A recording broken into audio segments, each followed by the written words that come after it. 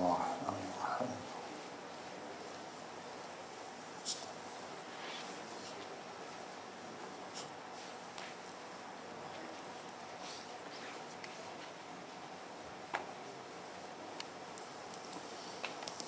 أعوذ بالله من الشيطان الرجيم. بسم الله الرحمن الرحيم. الحمد لله رب العالمين بارئ الخلائق أجمعين باعث الأنبياء والمرسلين. الحمد لله الذي لم يتخذ صاحبة ولا ولدا ولم يكن له شريك في الملك ولم يكن له ولي من الذل وكبره تكبيرا.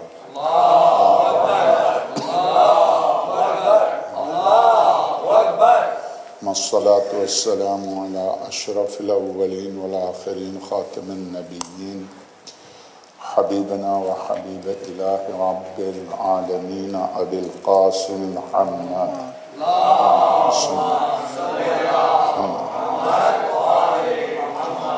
وعلى آله الأطيبين الأطهرين الغر الميامين المحجلين الذين أذهب الله عنهم الرجس وطهرهم تطهيرا.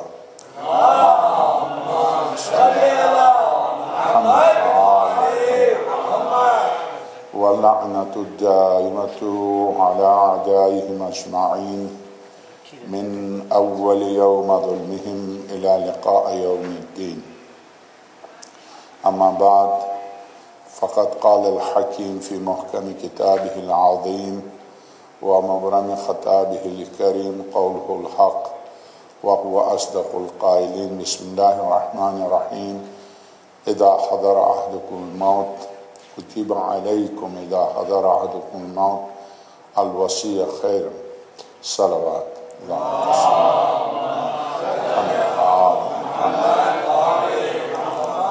جس مرحوم کے لیے آج مجلس ہو رہی ہے، اگرچہ یہ پورا ہفتہ حسینیہ میں جو میرا عنوان تھا وصیت خاتم الانبیاء صلی اللہ علیہ وآلہ وسلم،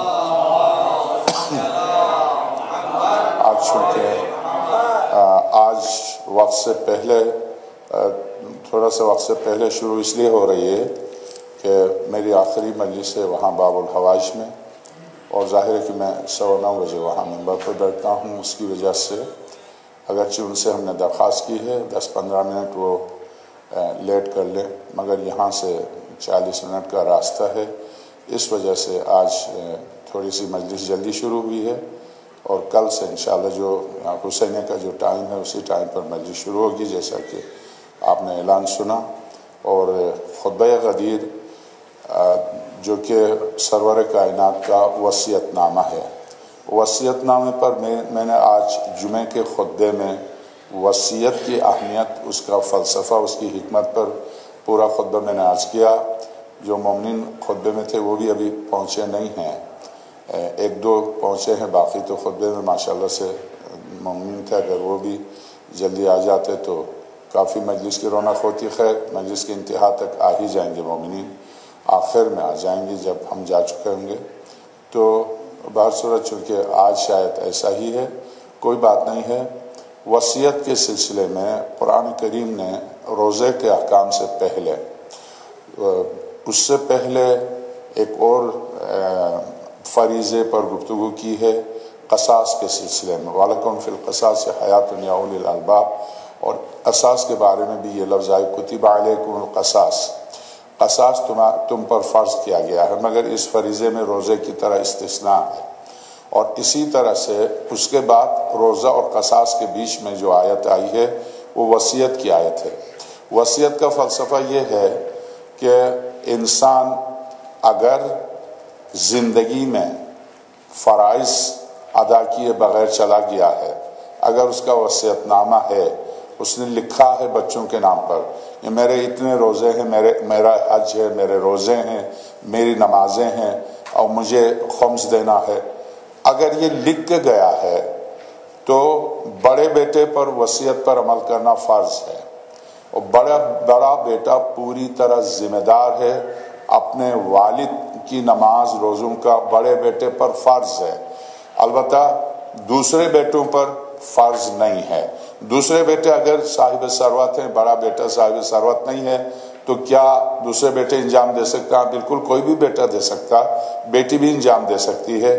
جیسے میں ابھی عرض کروں گا، میں تو ہمیشہ دعائیں دیتا ہوں، یہ مرحوم جس کی مجلس ہے بہت متقی، پرہیزگار اور بہت ہی نماز کے پابند، اور سب سے بڑی بات یہ ہے انسان نماز پڑھ لیتا، روزے رکھتا، مجلس میں بھی جاتا، خمس دینا بہت مشکل ہے، خمس دینا بہت مشکل ہے۔ وہ سمجھتا ہے کہ وہ اپنے مال سے دے رہا ہے، کہ خدا کہہ رہا مما رزقنا کو، ہم نے جو رزق دیا ہے اس میں سے دو۔ خدا کا رزق ہے، اس کو واپس دیتے ہوئے عجب ہے۔ اسی لیے سید الساجدین صلی اللہ علیہ کی دعا ہے، تجھ سے مانگتے ہیں اور تو دے کے اسی میں سے کچھ تو مانگتا ہے تو ہم تجھے نہیں دیتے۔ دعا ابو حمزہ سمالی، تو عجب کریم ہے اور ہم عجب بخیل ہیں، تو ہی دے کے ہم سے اسی میں سے کچھ مانگتا ہے اور اس میں سے ہم تجھے نہیں دیتے جو تو نے دیا ہے۔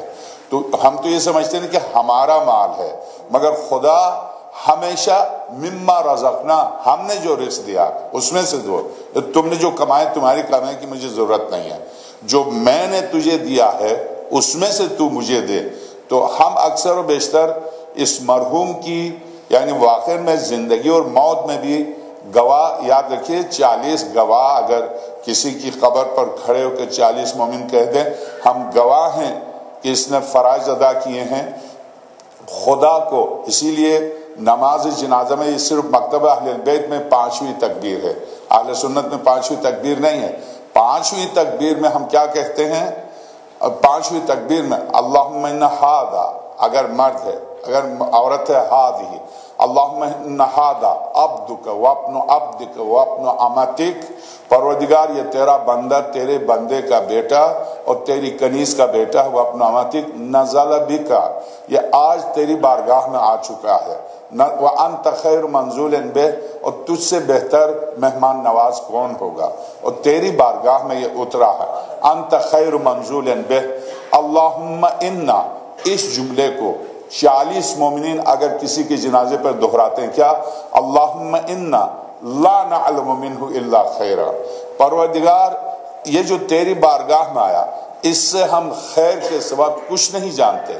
40 مومنین اس لفظ کو دہرائیں تو سرور کائنات فرماتے ہیں اس ذات کی قسم جس نے مجھے نبوت پر مبعوث کر کے بھیجا، خدا کو حیا آتی ہے، خدا کو حیا آتی ہے، اور خدا فرشتوں سے کہتا ہے رہنے دو، اس سے سوال و جواب نہیں کرو، اس لیے کہ 40 میرے مخلص بندوں نے گواہی دی، اس سے سوال و جواب ہی نہیں کرو، رہنے دو اس کو۔ اللہم انا لا نعلم منہ الا خیرا، ہمارے معبود اس سے ہم خیر کے سوا کچھ نہیں جانتے۔ یقین جانے میں 10-12 سال سے، ابھی تو خیر 16 سال سے آ رہا ہوں، 10-12 سال سے اس مرحوم کو جانتا تھا۔ سب سے پہلے آ کر 10,000 12,000، چونکہ میں یہیں سے کربلا جاتا تھا، 10,000 12,000 پوری زندگی کا ایک ایک پیسہ حساب کر کے خمس ادا کرتے تھے۔ یہ جو شخص خمس ادا کرے یقین جانیے کہ وہ نماز کا پابند ہے ہی، وہ روزے کا پابند ہے ہی۔ سب سے بھاری فرائض میں سب سے بھاری انسان کے لیے خمس ہے، خمس کی ادائیگی، اور اسی لیے شاید سورہ واقعہ مومنون کی آیت نمبر 100 خمس و زکوٰۃ کے بارے میں، ربی ارجعونی لعلی اعمل صالحا فیما ترکت، اے پروردگار میں وصیت بھی نہیں کر کے آیا ہوں، میں نے کچھ لکھ کے نہیں دیا ہے، میرے جو ورثاء ان کو بھی نہیں پتا کہ میں کتنا مقروض ہوں، مجھے ایک دفعہ لوٹا دے، میں تیرے سارے فرائض ادا کر کے آؤں گا۔ تفسیر نمونہ اردو میں آپ اٹھا کے دیکھیے گا، اس میں لکھا ہے یہ وہ شخص کہے گا جس نے خمس نہیں دیا ہے، یہ وہ شخص کہے گا، قبر سورہ مومنون آیت نمبر 100، ربی ارجعونی لعلی اعمل صالحا فیما ترکت، اے پروردگار ایک دفعہ مجھے لوٹا دے، میں دولت و ثروت و جوانی اور عیاشی میں تھا، اور الحاکم التکاثر جو تو نے کہا تھا واقعی میں اس کا مصداق تھا، اب مجھے ہوش آیا، اب مجھے ہوش آیا۔ ایک سورہ نبا میں ایک عجیب آیت ہے، لو کننا نسمع او نعقل، کاش یہ جو ممبروں پر گفتگو ہوتی تھی کاش ہم سن لیتے اور ہم عقل سے اس پر کام لیتے۔ سورہ نبا، لو کننا نسمع او نعقل، پروردگار کاش ہم عقل سے کام لیتے، ہم سن لیتے جو کچھ کہا جاتا تھا، ہم ادھر سے سنتے تھے ادھر سے نکالتے تھے۔ اسی طرح سے یہ سورہ مبارکہ مومنون تو وصیت کر کے اگر گیا ہے تو جیسا کہ میں نے عرض کیا اس مرحوم کی واقعاً اس مرحوم کے بارے میں آپ سے عرض کروں کہ نماز میں نے بتایا آپ کو کہ سختی سے ایک ایک پائی کا حساب کرتے تھے، خمس کا پوری طرح سختی سے پابند تھے اور سختی سے پابند تھے واقعاً۔ مرحوم کے انتقال کے بعد آج ان کے ورثہ، ان کے بیٹے بھی ہیں، ان کے داماد بھی ہیں اور ان کے چھوٹے بیٹے ابھی پہنچے محمد علی۔ یہ جب ان کا انتقال ہوا تو میں یہاں نہیں تھا، ان کی بڑی صاحبزادی نے فون کیا کہ انتقال ہو گیا۔ میں نے کہا انا للہ و انا الیہ راجعون، میں یہاں نماز وحشت بھی پڑھا دوں گا اور مرحوم کے لیے جو مجھ سے ہو سکتا میں کروں گا، تو آپ مرحوم کے جنازے کو تنہا نہیں چھوڑیے گا۔ تو صاحبزادی نے کہا اور مجھے کیا کرنا ہے؟ میں نے بتایا اور وہی کرتی گئی، اور یقیناً بیٹوں نے بھی کیا ہوگا، مگر چونکہ اس وقت میری بات بیٹی سے ہوئی تھی اس بنا پر میں یہ واقعہ عرض کر رہا ہوں۔ تو بڑی بیٹی نے مجھ سے کہا مجھے کیا کرنا؟ میں نے کہا دیکھیے آپ والد کو جنازے کو تنہا نہیں چھوڑیے گا، بالکل تنہا نہیں چھوڑیے گا، اس لیے کہ روح پکارتی ہے کہ میرے بچے کہاں ہیں۔ روح جنازے کے ساتھ کھڑی رہتی ہے، وہ دیکھتی ہے کہ وہ بچے کہاں جن کے لیے میں نے زندگی بھر کمایا تھا، وہ مجھے چھوڑ کے کہاں گئے ہیں۔ میں باب العلم کراچی میں ایک جنازے کو لے کے آئے اور چھوڑ کے مسجد کے چوکیدار سے کہہ رہے ہیں خیال رکھیے گا، ہمارے والد ڈی ایس پی تھے۔ مجھے اتنا غصہ کہا ڈی ایس پی تھے تو کیا چوکیدار کو کھلا کے گئے؟ تمہیں کھلا کے گئے ہیں، تم چھوڑ کے جا رہے ہو مسجد کے چوکیدار کے حوالے کر کے۔ یہ باپ کی اہمیت ہے، رک جاؤ بیٹھ جاؤ یہاں باپ کی سرانے، بیٹھ جاؤ سورہ یاسین کی تلاوت کرو۔ اس کی روح تڑپ رہی ہے اس وقت، اس کی روح تمہیں آواز دے رہی ہے، مسجد کی چوکیدار کو نہیں بلا رہی ہے، تمہیں بلا رہی ہے۔ تم تو مرحوم کے ساتھ رہے بچے، اور اس کے بعد دیکھیے کہ 2 یا 3 دن کے بعد مرحوم کی صاحبزادی نے خواب میں دیکھا پریشان ہے، مجھے فون کیا اب بھی پریشان ہے۔ میں نے کہا شاید فرائض کے پوری طرح پابند تھے۔ دیکھیے وَمَن يَعْمَلْ مِثْقَالَ ذَرَّةٍ خَيْرًا يَرَهُ، یہ آیت ایسے نہیں ہے کہ ایک مولوی کی زبان سے نکلی ہے، جس کو حق کہا جاتا اس حق کی زبان سے نکلی ہے یہ الفاظ۔ حق، جب حق کہتے ہیں، عدل کہتے ہیں، تو پھر وہاں دکھاوا نہیں ہے، وہاں صرف دکھانے کے لیے ڈرانا نہیں، جو کہا ہے وہ ہونا ہے۔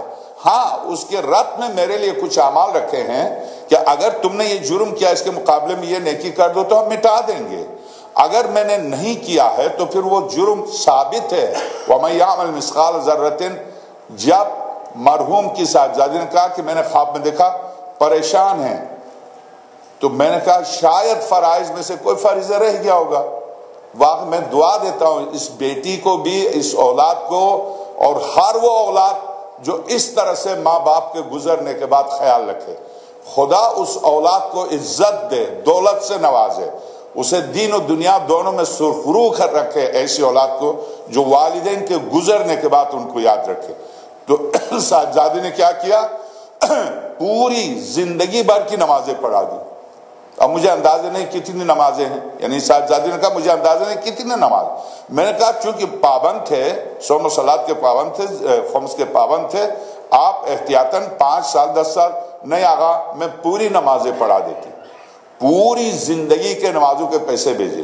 اب آپ لطف الہی دیکھیے، میں نے قم فون کر کے جس دن میرے پاس پیسے پہنچے، قم فون کر کے کہا رونق حسین کاظمی کے نام پر تم نماز شروع کرو، اجارے کی نماز۔ بخدا اس نے تو دوسرے دن اس کو شروع کرنی تھی، صرف میں نے ان سے یہ کہا، اسی رات صاحبزادی نے خواب میں دیکھا بہت خوش آئے ہیں، بہترین لباس میں آئے ہیں، سرخ و سرخ جوان کی طرح سرخ آئے۔ اب بھی آپ خوش ہیں؟ کیوں نہیں بیٹے، میں خوش ہوں، میں بہت خوش ہوں۔ یہ خواب نہیں ہے، یہ تعبیر ہے، یہ خواب نہیں ہے، اس کو خواب نہیں کہتے، یہ تعبیر ہے، میں خوش ہوں۔ اب نقطہ دیکھیے، نقطہ صاحبزادی کہتی ہیں، یقیناً مجلس سن رہی ہیں، کہتی ہیں کہ آغا میں نے دیکھا ان کے ساتھ ایک اور ہے جس کی آواز آ رہی وہ نظر نہیں آ رہا، وہ کہہ رہا کہ اصل میں یہ غلط جگہ گئے تھے، ہم اب اس کو صحیح جگہ لے کے آئے.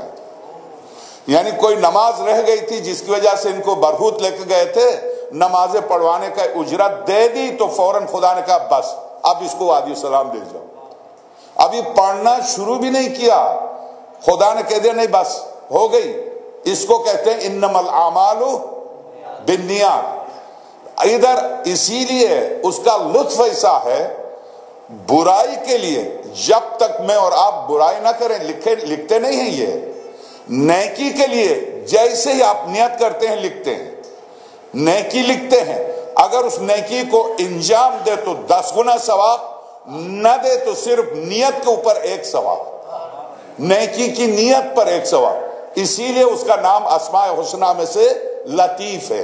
اے لطف و کرم، یا من لطفہ عمیم و احسانہ قدیم. میرے آپ کے چوتھے امام کی دعا، اے وہ ذات جس کا لطف عام ہے ہر ایک کے اوپر اور جس کا احسان قدیم ہے ہر ایک کے ساتھ. یا من لطف عمیم و احسانہ قدیم. واقعاً تو اب آپ، یہ تو ایک واقعہ تھا، یعنی بالکل زندگی میں اب میں مطمئن ہوں اس مرحوم کے بارے میں کہ یہ کہنے کے بعد کہ ہاں اب ہم اس کو صحیح جگہ لے کر آئیں. اس کے ساتھ شیخ عباس قمی نے، یہ تو میری زندگی کا واقعہ، وہ رسا یہاں بیٹھے ہوئے مجلس میں، قابل مبارکباد ہیں یہ اولاد کہ جن کا باپ خود بتا دے کہ اب میں صحیح جگہ آیا ہوں، اب تمہیں کچھ کرنے کی ضرورت نہیں، میں صحیح جگہ آیا ہوں. باپ آ کے کہہ دے کہ ہاں میں صحیح جگہ آیا ہوں. قابل مبارکباد ہے یہ اولاد، ایسے باپ کی اولاد. درست ہے ثروت مند دولت مند صاحبان اقتدار گزرے ہیں، مگر اسلام میں وَجَعَلْنَاكُمْ شُعُوبًا وَقَبَائِلَ لِتَعَارَفُوا إِنَّ أَكْرَمَكُمْ عِنْدَ اللَّهِ أَتْقَاكُمْ. اللہ کی بارگاہ میں جس کی قدر و قیمت ہے وہ تقوی ہے، تقوی کی قدر و قیمت ہے. تو ایسے متقی شخص کی اولاد بھی باعث مبارکباد ہے. یہ ایک واقعہ. دوسرا واقعہ آپ دیکھیے، درست ہے کہ اولاد رسول ہے، درست ہے امام موسیٰ کاظم سلام اللہ علیہ کی اولاد سے ہے، اولاد زر، مگر وہاں باز پرس ہر ایک سے ہوگی، ہر ایک سے ہوگی. آپ یہ دیکھ لیں دنیا انسانیت میں آدم سے خاتم الانبیاء تک، خاتم الانبیاء سے خاتم الاوصیاء تک، پوری کائنات میں افضل ترین افراد انبیاء ہیں اور ائمہ ہیں. درست، انبیاء اور ائمہ کے بعد ان کے والدین ہیں. چونکہ کسی ایسے ویسے والد سے یا کسی ایسی ویسی ماں سے خدا اپنی حجت کو پیدا نہیں کرتا، اور خاص طور سے وہ ماں جو فخر مریم ہو. عیسیٰ اپنے مریم کو جننے کے لیے گئی تھی حضرت مریم، تو آواز آئی نہیں یہ مسجد ہے، تم چلی جاؤ کھجور کے درخت کے پاس. مگر فاطمہ بنت اسد تو صرف وضع حمل کی آسانی کی دعا مانگنے کے لیے آئی تھی، اس لیے تھوڑی آئی تھی کہ دیوار شق ہو اور اندر چلی جائے. یہ تو شک ہوئی، آواز آئی فاطمہ ادھر آؤ گھر کا مالک آ رہا. تو یہ فاطمہ بنت اسد ہیں جن کی عظمت مریم سے حضرت فاطمہ بنت اسد سلام اللہ علیہا افتخار کے طور پر فرماتی ہیں. میرے لیے صرف یہ افتخار میرے لیے ہے کہ خدا نے اپنے گھر کی دیوار کو شق کر کے آواز دی فاطمہ بنت اسد آ جا. میں اندر داخل ہوئی، پھر دیوار بند ہوئی. وہ فاطمہ بنت اسد انہیں سرور کائنات سپرد خاک کرنے سے پہلے قبر میں لیٹتے ہیں اور کھڑے ہوتے ہیں، پھر قبر سے کہتے ہیں خبردار میری ماں آ رہی ہے.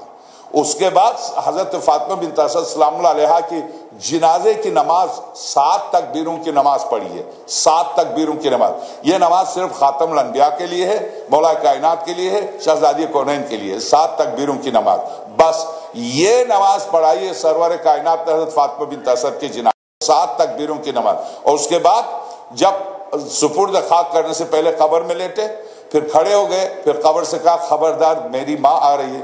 اس کے بعد سپرد خاک کرنے کے بعد باقاعدہ سنتے رہے. یعنی سرور کائنات کی موجودگی میں عالم انسانیت کی انبیاء کے بعد سب سے عظیم ترین ہستی سے سوال ہو رہا. اب آپ سوچئے میں اور آپ بچ جائیں گے؟ نہیں، سوال و جواب ہوگا. جب سوال و جواب ہوگا تو کیا واقعی میں نے اپنی تیاری کر لی ہے؟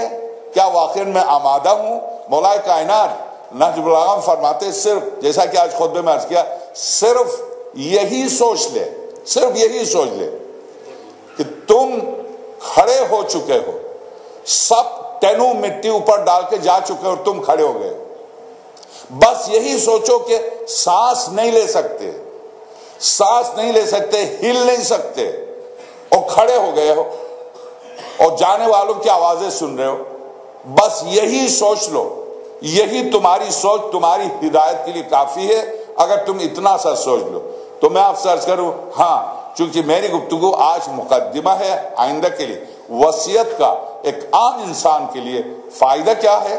عام انسان کے لیے فائدہ یہ ہے کہ اس کے فرائض ادا ہوتے ہیں، اگر اس کے ذمہ امانت ہے تو امانت ادا ہوتی ہے، اگر اس نے کسی پر زیادتی کی ہے، اولاد جا کے اس سے معافی مانگے تو خدا معاف کر دیتا ہے، اگر وصیت کر لے، چونکہ وصیت مرنے والے کی بخشش کا ذریعہ ہے، اور یہ سوچنا کہ وصیت شاید لکھنے سے موت جلدی آتی ہے، غلط ہے۔ موت یعنی وصیت نامہ لکھنے سے موت نہیں آتی ہے، موت کا دن معین ہے، میں لکھوں تو اس کا دن معین ہے، میں نہ لکھوں تو بھی اس کا دن معین ہے، مگر دو چیزوں کے بارے میں شرعی حکم یہ ہے، آپ کے سرانے اور آپ کے میرے ساتھ ہو، سفر میں ہو یا حضر میں، ایک کفن اور ایک وصیت نامہ۔ آپ دیکھتے ہیں قدیم زمانے جب سفر کرتے تھے اپنا کفن ساتھ لے کے چلتے تھے، نہیں معلوم حالت سفر میں موت واقع ہو کون کفن دے گا، کون کہاں سے کفن دے گا، کفن لے کے چلتے تھے، کفن اور وصیت نامہ۔ وصیت نامہ خدا نہ خواستہ، اگر خدا نہ خواستہ کسی کا ایکسیڈنٹ ہو جاتا ہے تو وصیت نامہ اگر اس کے پاس ہے تو اس سے پتا ہے، اس کا ایڈریس بھی ہے، سب کچھ ہے، خیر ایڈریس کا تو آج کل کوئی مسئلہ نہیں، مگر وصیت نامے سے بہت سی مشکلات مرنے والے کی حل ہو سکتی ہیں، اس کی بگڑی ہوئی آخرت بن سکتی ہے، سنور سکتی ہے۔ ایک تو وصیت نامے کا یہ فلسفہ، دوسرا فلسفہ وصیت نامے کا تعلق جو وصیت کرتا ان کی شخصیت سے ہے۔ دیکھنا یہ ہے کہ وصیت لکھنے والے کی شخصیت کیا ہے، اس کی شخصیت صرف اپنے گھر کے لیے ہے، معاشرے کے لیے ہے، یا کائنات کل کے لیے۔ وہ شخصیت جو کائنات کل کے لیے آئے گی اس کی وصیت بھی کائنات کل کے لیے، وہ شخصیت جو اپنے گھر کے لیے اس کی وصیت بھی گھر کے لیے، وہ شخصیت جو فرد واحد ہے اس کی وصیت بھی فرد واحد کے لیے۔ تو خاتم الانبیاء وما ارسلناک الا رحمتا تو عالمین کے لیے آنے والے ہستی کی وصیت بھی عالمین کے لیے ہوگی۔ جب عالمین کے لیے آنے والے پیغمبر کی وصیت عالمین کے لیے ہوگی تو کیسے ممکن ہے کہ عالمین کے لیے آنے والا نماز، روزہ، حج، زکوٰۃ، خمس، جہاد، امر بالمعروف، یہاں تک کہ حیرت کی بات یہ ہے، حیرت عجیب ترین بات یہ ہے، سرور کائنات جب بھی کہیں جاتے تھے تو کبھی مدینہ منورہ کو اپنے نائب سے خالی نہیں چھوڑتے تھے، کہیں ایک دن کے لیے کہیں چلے گئے تو کبھی بھی مدینے کو اپنے نائب سے خالی نہیں، ایک دن کے لیے، آدھا دن کے لیے مدینے سے باہر جا رہے ہیں اپنے نائب سے، اگر کسی وفد کو بھیجتے ہیں تو اس وفد کا سربراہ اپنا نائب نمائندہ بنا کر کہ تم اس وفد کے سربراہ ہو، قیامت تک کے لیے جا رہے ہیں بغیر نیابت کے۔ عقلاً محال ہے، یہ ناممکن ہے، یہ خاتم الانبیاء سے یہ ناممکن ہے۔ چونکہ فریضہ الہی، اب چونکہ اسی فریضے سے متعلق یہ گفتگو ہے، آج میں یہ خطبہ آپ کی خدمت میں پیش کیے دیتا ہوں، اور اس خطبے کی ابتدا غدیر کا خطبہ ہے، اور حیرت کی بات واقعاً مجھے ایک خطیب کے جملے سے میں یہ استفادہ کر رہا ہوں، واقعاً جو شہید ہوا ہے ناصر عباس، اس کی تقریر کا ایک جملہ کہ واقعاً خاتم الانبیاء جن کے بارے میں خدا یہ کہتا یا ایھا المزمل قم اللیل الا قلیلا، اے کملی والے بے شک رات کو جاگیے مگر کم کیجئے۔ کیوں؟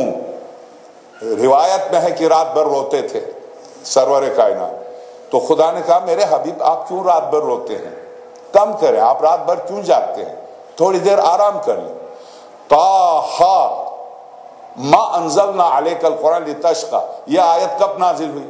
یہ آیت اس وقت نازل ہوئی جب سرور کائنات کے پیروں میں ورم آیا، پھولنے لگے، تو خدا نے کہا میرے حبیب آپ میری عبادت میں اس قدر کیوں مشقت اٹھاتے ہیں؟ پیروں میں ورم آ گیا ہے، آپ تھوڑی دیر سو لیا کریں۔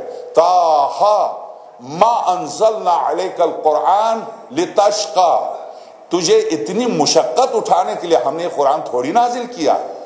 وہ پیغمبر جو نماز کی حالت میں اگر رات بھر نماز پڑھے تنہائی میں تو خدا کہہ دے کم کرو، اگر رات بھر کھڑے رہیں تو خدا کہہ دے کہ اتنی مشقت کیوں اٹھاتے ہو، اس پیغمبر سے تپتی ہوئی دھوپ میں یہ تقاضا کرے، تپتی ہوئی دھوپ میں یہ تقاضا کرے کہ اس تپتی ہوئی دھوپ میں 1 گھنٹہ نہیں، 2 گھنٹے نہیں، 3 گھنٹے نہیں، 4 سے لے کے 5 گھنٹے خطبہ دینا ہے آپ کو۔ اور حالت یہ ہے کہ صحابہ نیچے تپش کی وجہ سے پیر نہیں رکھ سکتے، اور پیر نہیں رکھ سکتے، اپنی چادروں کو جو دوش پر ڈالتے تھے، جن کے دوش پر چادر تھی انہوں نے اپنے قدموں کے نیچے ڈالا ہے۔ ایسی تپتی ہوئی دھوپ میں، اللہ کو دق صحرا میں کیوں آپ نے یہ خطبہ دیا؟ اس لیے یاد رکھیے، آپ سے کہا جائے زندگی کے ناقابل فراموش واقعات لکھ لیں،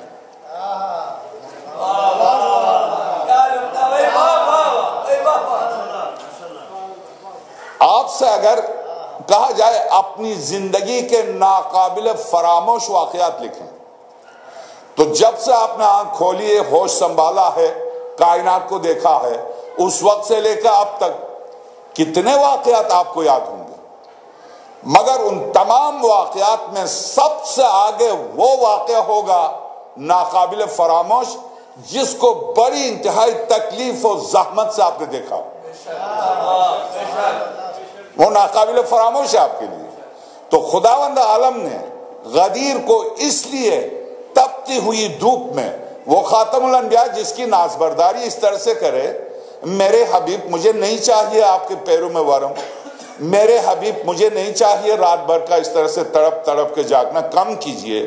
وہ کم عبادت کو کم کرانے والا وہ خدا یہ کہہ دے بس اب بہت ہو گیا، یا ایھا الرسول بلغ، اے رسول پہنچا دیجئے، وَإِن لَمْ تَفْعَلْ فَمَا بَلَّغْتَ رِسَالَتَهُ، اگر یہ کام نہیں کیا تو آپ نے، عجیب بات ہے، کچھ بھی نہیں کیا، رسالت کا کوئی کام نہیں کیا۔ اتنی بڑی دھمکی، اور اتنی بڑی دھمکی جبکہ قرآن نے جب بھی خاتم الانبیاء کو خطاب کیا، کسی اور پیغمبر کو اس طرح سے خطاب نہیں کیا، یا نوح وَإِذْ نَادَيْنَا، اور جب آواز دی نوح نے، ابراہیم نے، اسی طرح سے عیسیٰ نے، موسیٰ یا عیسیٰ یا یحییٰ یا زکریا، ہر نبی سے اس کے نام کے ساتھ پکارا، سرور کائنات کے لیے نہیں، یاسین اے سید و سردار کائنات، طٰہٰ اے میرے پاک و پاکیزہ ہادی، کبھی نام سے پکارا نہیں۔ اتنی محبوبیت، اتنی عظمت، اور جب قسم بھی کھائے تو محمد کی قسم نہیں، والشمس وضحاہا، اس آفتاب رسالت کی قسم، والقمر اذا تلاہا، ماہتاب امامت کی قسم جب آفتاب رسالت کے پیچھے پیچھے چلے۔ قسم کا انداز بھی اس طرح سے کہ قسم میں بھی جملے ایسے آئیں جن میں محبوبیت، جن میں عظمت، جن میں محبت پوری طرح کھل کے سامنے آ جائے۔ اس پیغمبر سے کہہ دے کہ یہ کام نہیں کیا تو آپ نے رسالت کا کوئی کام ہی نہیں کیا، آپ نے کچھ بھی نہیں کیا۔ مکے سے مدینے تک آپ نے کچھ بھی نہیں کیا۔ اتنی بڑی دھمکی پروردگار عالم کی، اس پر سرور کائنات۔ اب آئیے، چونکہ جب اس آیت کے نزول سے پہلے سرور کائنات نے جو خطبہ دیا، پہلے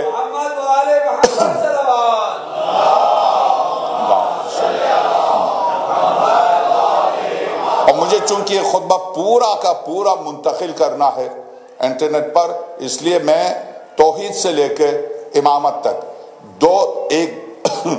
ایک دو صفحے ہیں جو توحید کے سلسلے میں، ذات وحدہ لا شریک کی تعریف میں، جو پروردگار عالم کی تعریف و توصیف میں جو سرور کائنات نے فرمایا الحمدللہ الذی علا فی توحدہ ودنا فی تفردہ، حمد و صفات مخصوص ہے اس معبود برحق کے لیے جس کی ذات اپنی یکتائی میں انتہائی بلند اور جو بے ہمتا ہوتے ہوئے بھی ہر ایک سے بہت قریب ہے، فی تفردہ وجل فی سلطانہ وعظم فی ارکانہ وَأَحَاطَ بِكُلِّ شَيْءٍ عِلْمًا وَهُوَ فِي مَكَانِهِ، ایک بہت قریب ہے عزت جس کی ادائے شہنشاہی کی، ثناخواں اور عظمت جس کے انداز جہاں پناہی کی توصیف میں، رتب اللسان ہر جگہ اس کی نظر، ہر شے سے باخبر، ساری خلقت اس کی قوت و قدرت اور دلیل و حجت کے آگے گردنیں ڈالے ہوئے، رہ نام اللہ کا وہ ہمیشہ سے بہت بڑا ہے اور سدا اس کی تعریف ہوتی رہے گی، وہی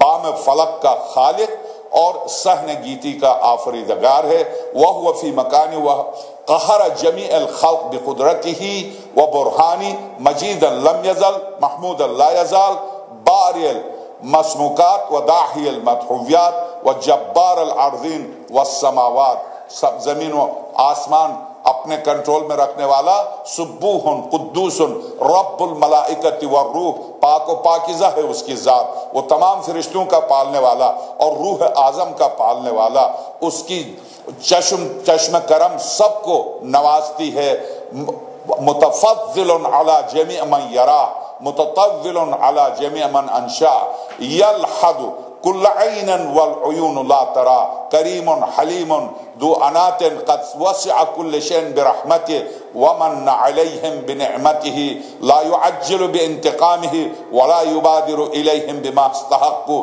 من عذابه، انتہائی بردبار اور ہر درجہ باوقار، اس کا دامن رحمت ہر چیز کو اپنے سائے میں لیے ہوئے ہے اور ہر خاص و عام اس کی نعمتوں کا رہین احسان ہے، وہ نہ تو تیش میں آ کر کسی کو کیفر کردار تک پہنچانے میں جلدی کرتا ہے اور نہ کسی مجرم کو قرار واقعی سزا دینے میں اجرت سے کام لیتا ہے، جلدی نہیں کرتا، قد فہم السرائر، وہ سب کی نیتوں سے واقف، علمت ضمائر، وہ سب کے ضمیروں سے آگاہ، ولم تخف علیہ المکنونات، اس سے پوشیدہ چیزیں کوئی پوشیدہ چیز اس کے لیے پوشیدہ نہیں، ولا اشتباہت علیہ الخفیات، ہاں وہ اشتباہ نہیں کرتا، یہ ایک لفظ دعائے حضرت مولا امام سجاد کی دعا میں بھی ہے کہ اے وہ ذات کہ جس کی بارگاہ میں بیک وقت 10 ٹریلین مخلوق ایک سیکنڈ میں ٹریلین صدایں تیری بارگاہ میں پہنچتی ہیں،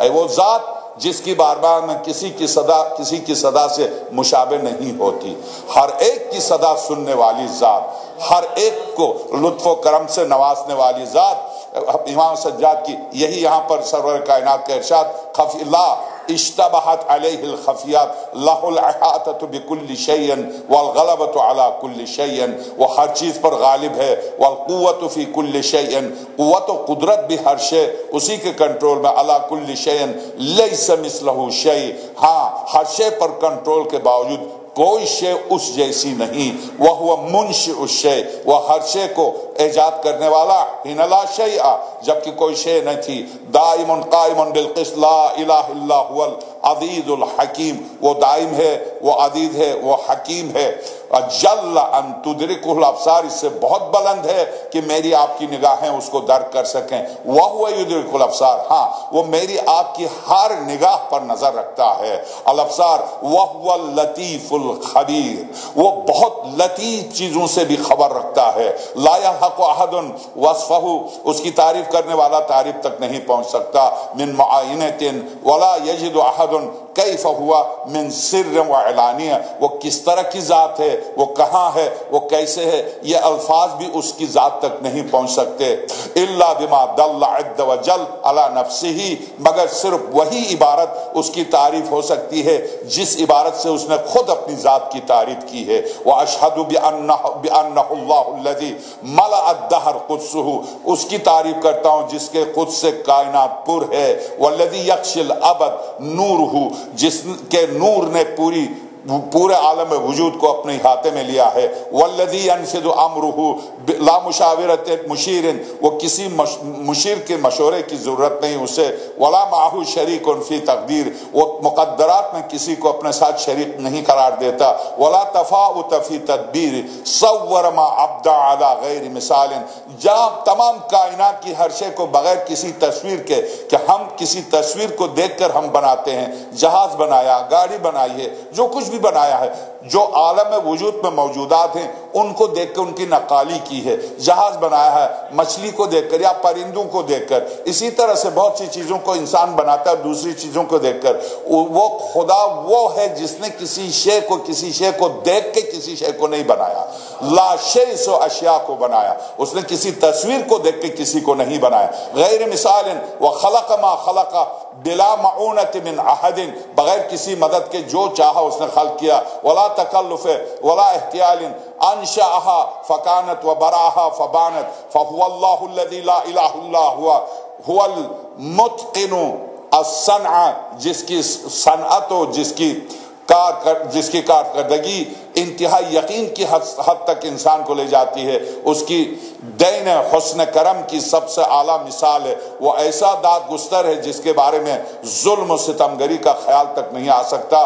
العدل الذی لا یجور والاکرم الذی ترجع الیہ الامور، اور وہ کریم ترین ذات جس کی طرف ہر امر لوٹتا۔ واشہد انہ الذی تواضع کل شیء لقدرتہ، میں گواہی دیتا ہوں ہر شے اس کی قدرت کے سامنے تواضع میں ہے، ولہیبتہ، اور اس کی ہیبت کے سامنے سرنگوں ہیں۔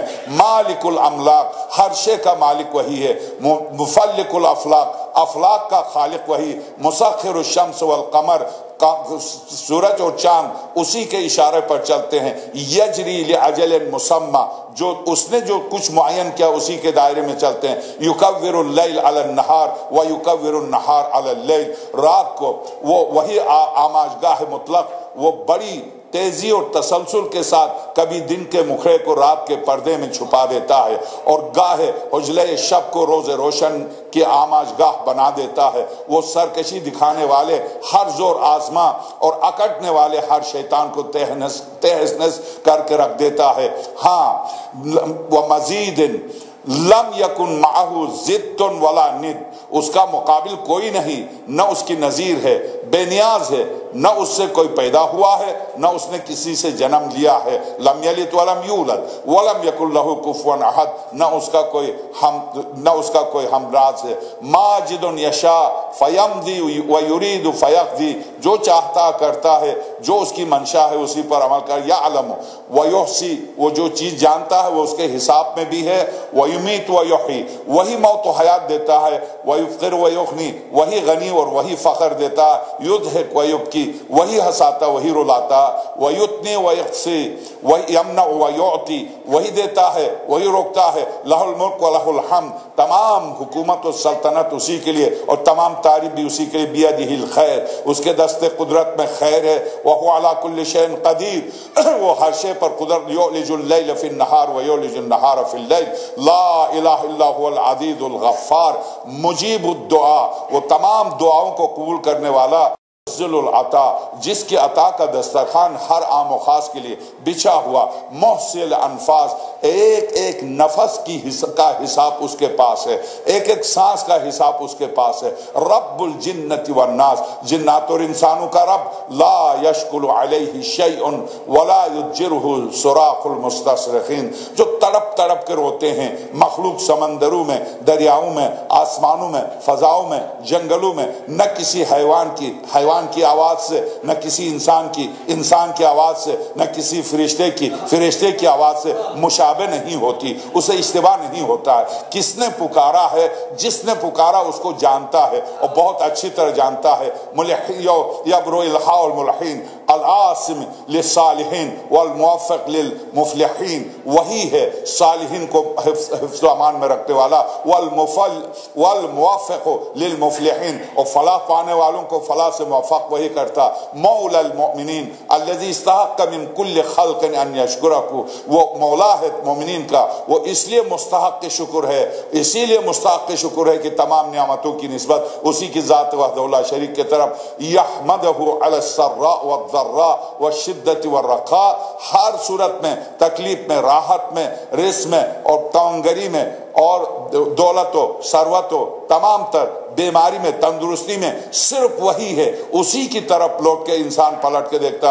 اومن بہ وملائکتہ وکتبہ، میں اس پر ایمان رکھتا ہوں اور اس کی ذات پر، اس کے ملائکہ پر، اس کی کتابوں پر، اس کے رسولوں پر.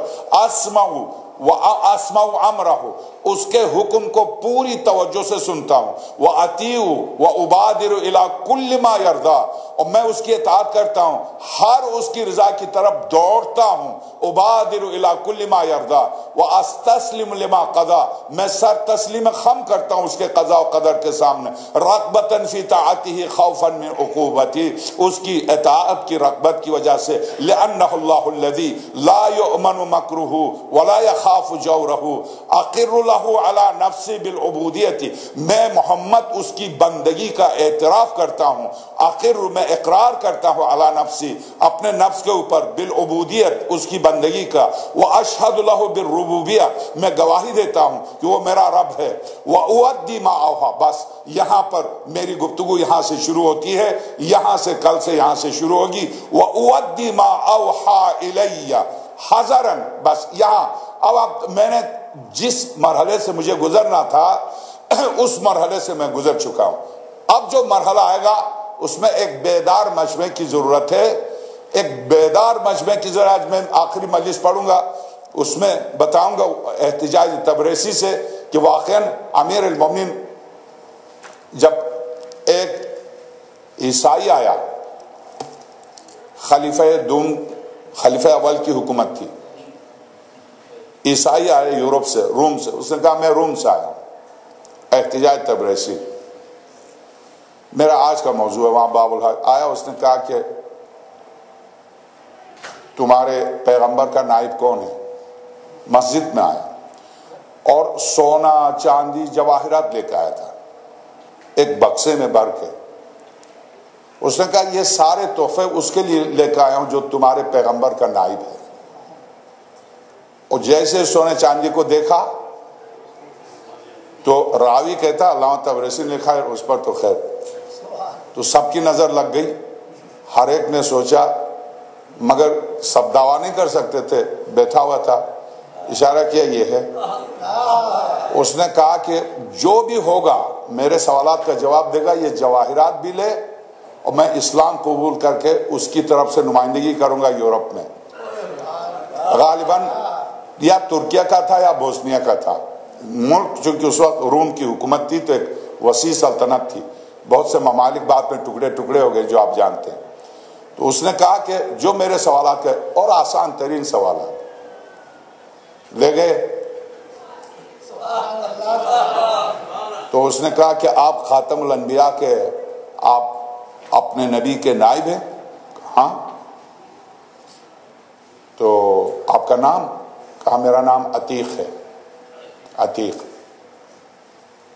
عتیق کے ایک معنی کہ آزاد شدہ.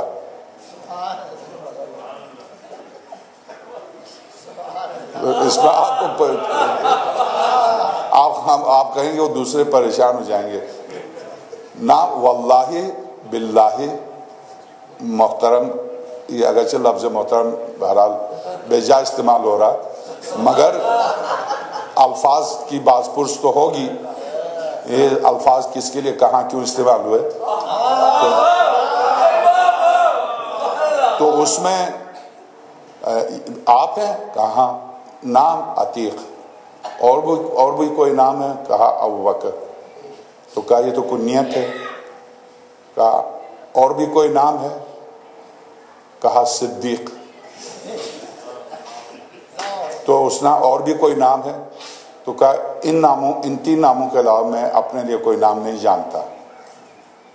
تو کہا پھر اس کا مطلب تم میرے مقصود نہیں ہو، جس کی تلاش میں ہوں وہ تم نہیں ہو. مگر چونکہ اب یہ سب کہہ رہے تم نائب ہو تو میں سوالات دے کر جواب دو.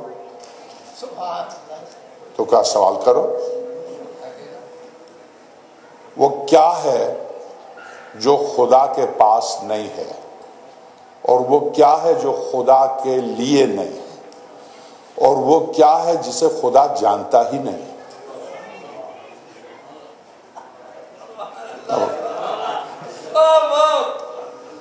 اس کا جواب انشاءاللہ کل.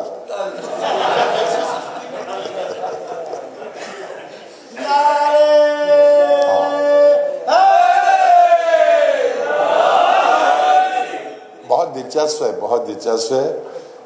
تو اس نے کہا جواب تو کل دوں گا مگر سوال پورا دہراتا ہوں اور آپ کو شوق ہو. میں جاؤں گا تو گالیاں دیں مولوی کیوں ایسا کرتا ہے. تو ہر ایک دکاندار کیا کرتا ہے؟ یہ کام کرتا ہے. کل آئیے گا، آپ جو چاہتے ہیں وہ کل میں منگوا لوں گا. ہاں، تو ہر شخص یہ کرتا ہے. تو اس میں مولوی کا قصور نہیں ہے. اگر آپ مستقل آتے تو میں کل کہتا ہی نہ. آج جو کہنا آج کہہ دیتا، کل کے لیے میں دوسرا مواد لے کے آتا. میں چونکہ آپ کی مزاج سے بھی میں واقف ہوں، میرے مزاج سے آپ واقف ہیں، تو اس بنا پر میں کہتا ہوں کل. تو خیر وہاں باب الحوائج میں ایسا ہوا کہ تعظیم سے کہا مولانا سے کہیں کہ آج بولے میں نے چھٹی لی ہے. تو خیر بہرحال تو اس نے کہا، سر جھکا ہے، کہا جو اللہ کے لیے نہیں ہے، جو اللہ کے پاس نہیں ہے، اور خاص طور سے جسے اللہ نہیں جانتا، یہ کس طرح کی باتیں کرتا ہے؟ وہ کون سی چیز ہے کائنات میں جسے اللہ نہیں جانتا؟ مگر اس نے عجب سمجھدار تھا. راہب تھا، اصل میں راہب تھا، عالم تھا. یہ تمام کتب آسمانی کا عالم تھا. اس نے پہلے ہی وعدہ لیا تھا کہ تم اگر جواب نہ دے سکو تو مجھے قتل تو نہیں کرو گے. یہ عجیب بات ہے. ایک عیسائی مسلمان سے کہہ رہے میں سوال کا جواب نہیں دوں گا تو قتل تو نہیں کرو گے. تو اس نے کہا نہیں، تم میرے امان میں. جب امان لیا اس کے بعد یہ سوال کیے، اور سوالات بھی آسان، بہت آسان. تو اس نے کہا اچھا ٹھیک ہے، تھوڑی دیر رک جاؤ، ہم بلاتے ہیں. عمر کو بلا لیا، اسے عالم سمجھ کے اس کو بلا لیا. جب اس کو بلایا تو بیٹھ گیا. اس نے کہا کیا بات ہے؟ اس نے کہا آپ کا نام؟ کہا میرا نام عمر ہے. اور بھی کوئی نام ہے؟ نہیں، بس یہی نام ہے. تو آپ بھی میرے، جس کی میں تلاش میں وہ آپ بھی نہیں ہیں. تمہارا سوال کیا ہے؟ میرا سوال یہ ہے وہ کیا ہے جو خدا کے پاس نہیں ہے؟ وہ کیا ہے جسے خدا ہرگز نہیں جانتا؟ وہ کیا ہے جو خدا کے لیے ممکن نہیں؟ یہ میرے سوالات ہیں.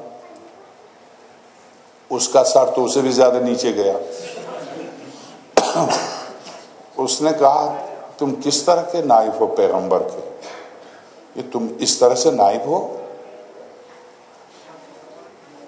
میں یہ جو باب الحوائج کے اشرے میں صرف ایک آیت جس پر میں نے عنوان رکھا تھا، هل يستوي الذين يعلمون والذين لا يعلمون. پوری انسانیت سے، مومنین سے، متقین سے خطاب، انسانیت سے خطاب. کیا هل يستوي الذين يعلمون والذين لا يعلمون، کیا علم رکھنے والے اور نہ رکھنے والے جاہل برابر ہیں؟ یہ انسانیت سے سوال ہے. یہ پوری انسانیت سے سوال ہے. کسی بھی انسان میں، کسی بھی انسانی معاشرے میں جائیے، عالم اور جاہل کیا برابر ہیں؟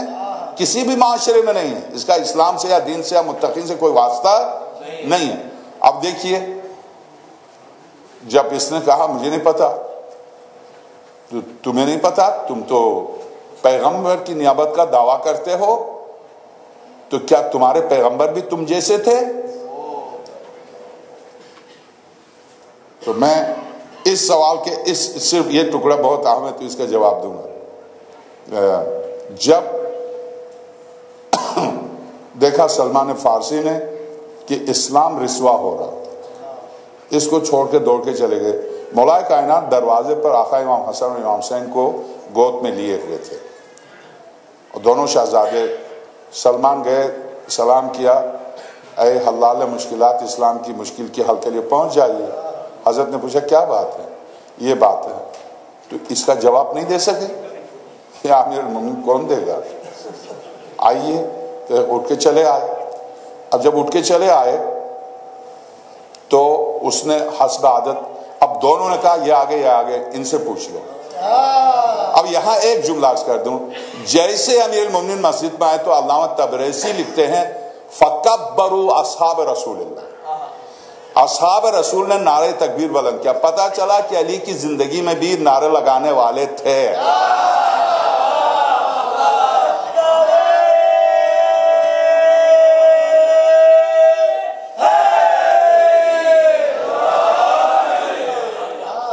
فَكَبَّرُوا، اور سب نے تکبیر کی آواز بلند کی۔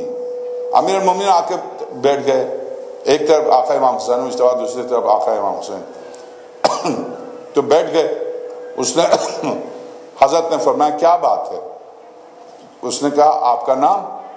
کہا میرا نام توریت میں یا انجیل میں یا قرآن میں میرا کون سا نام؟ تو اس نے کہا توریت میں آپ کا نام؟ کہا توریت میں الیا ہے، الیا، اور انجیل میں میرا نام ایلیا ہے، قرآن میں میرا نام علی ہے، میرے باپ کا نام ابو طالب ہے جس نے علی رکھا تھا، میری ماں کا نام حیدرہ ہے، میری ماں کا نام فاطمہ بنت اسد ہے جنہوں نے میرا نام حیدرہ رکھا۔ اس نے کہا یہی تو میرا در مقصود ہے جس کے لیے میں یورپ سے چلا۔ زبور اور انجیل میں حیدرت آپ کا نام ہے، توریت و انجیل میں آپ کا نام ایلیا ہے، اور قرآن میں پڑھ کے آیا ہوں علی ہے۔ قرآن کے حوالے دیے سورہ مریم کے اور سورہ ہجر کے حوالے دیے۔ آپ میرے تو کیا سوال ہے؟ اس نے سوال کیا، یہی سوالات کیے۔ حضرت نے کہتے ہیں ٹکا کے جواب دینا، تو حضرت نے جوابات دیے، اور وہ جوابات کل، ہاں تو میں نے وعدے کیا ہے کل، تو پھر کل، اس لیے مومنین ابھی آ رہے ہیں، دیکھیے آ رہے ہیں، تو ابھی آئے نہیں ہیں، تو کل شاید جواب کے لیے مومنین آ جائیں گے انشاءاللہ۔ آج میری چونکہ باب الحاج میں آخری مجلس ہے، بس اس مرحوم کی خاطر، اور پھر آغا نے کہا تو اس وجہ سے، ورنہ انہوں نے آخری مجلس کے لیے مجھ سے بہت ہی زور دیا تھا، اس وجہ سے مجھے معاف کیجیے گا۔ دو جملے مصائب کے اور اس کے بعد التماس دعا۔ ہاں، اب میں جس منزل تک مجھے پہنچنا چاہیے تھا، اصل خطبے تک، جو مجھے وصیت نامہ سرور کائنات کا پیش کرنا ہے، ان مجالس میں اگر زندگی رہی تو ان مجالس میں پورا خطبہ ایک ایک لفظ ترجمہ، اور لفظ عربی میں اور اس کا ترجمہ، بس خطبہ ہے مولا کائنات صلوات اللہ علیہ کے بارے میں، سرور کائنات کا۔ میرے عزیز، آج سفر کی پہلی ہے، سفر کی پہلی کو آپ جانتے ہیں کہ اولاد فاطمہ کہاں ہے؟